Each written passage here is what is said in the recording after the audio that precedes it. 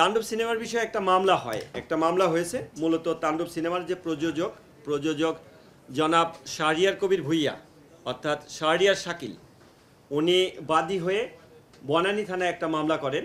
বনানী থানায় মামলা করেন যে 4 তারিখ ওনার যে সিনেমা বাংলাদেশ চলচ্চিত্র সিলেকশন বোর্ড কর্তৃক যেটা নিবন্ধিত সিনেমা তাণ্ডব সিনেমাটি মানে কতিপয় ব্যক্তি ইউটিউব, তারপর টেলিগ্রাম, ফেসবুক এবং বিভিন্ন লিঙ্কে পাইরেসির মাধ্যমে প্রকাশ করেছে।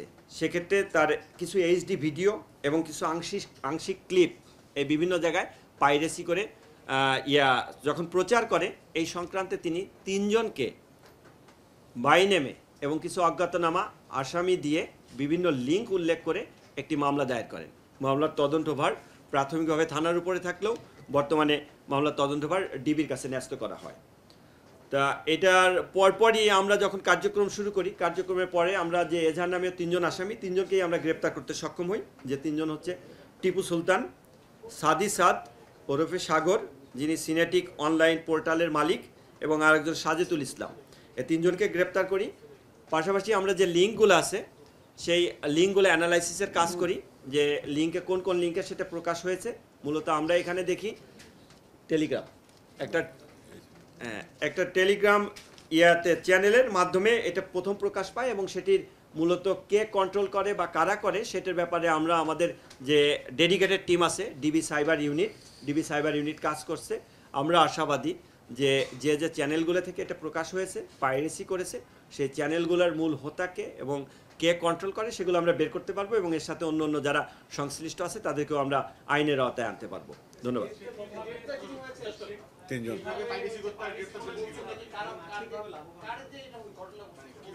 কোনটা?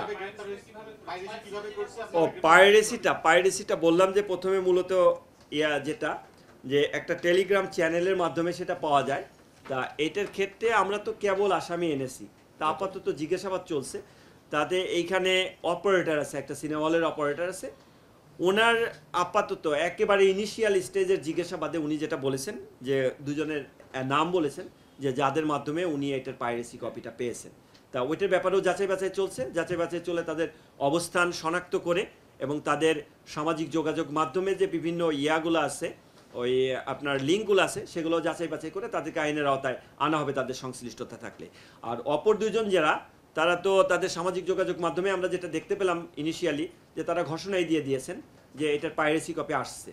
সুতরাং সেক্ষেত্রে সেলফ ডিক্লিয়ারেশন আছে, সেলফ ডিক্লিয়ারেশনের মাধ্যমে এটা পাইরেসি করেছে। তা পাইরেসি আসলে এটা একটা অপরাধ, যে অপরাধের কারণে এটা আমরা খুব সিরিয়াসলি নিয়েছি, এবং এটার সাথে অন্য যারা সংশ্লিষ্টতা যাদেরকে পাবো তাদেরকেও আমরা আইনের আওতায় নিয়ে আসবো। ধন্যবাদ। খুব ইনিশিয়াল স্টেজে কাজ চলছে আজকে।